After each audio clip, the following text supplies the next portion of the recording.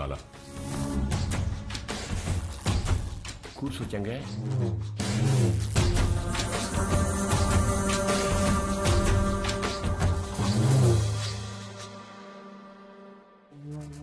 రేపు ఊళ్ళో మీటింగ్ పెట్టా. విజయవాడ నుండి పార్టీ పెద్దలు వస్తుంటారు. అర్థం కాలే? సినిమావ ఎమ్మెల్యే టికెట్ నాకు ఇస్తుంటారు. రేపు స్టేజ్ పైన నువ్వు ఓడు వచ్చి నాకు మద్దతు ఇస్తున్నట్టు ఓ మాట చెప్పాల. మేమెందుకయ్యా?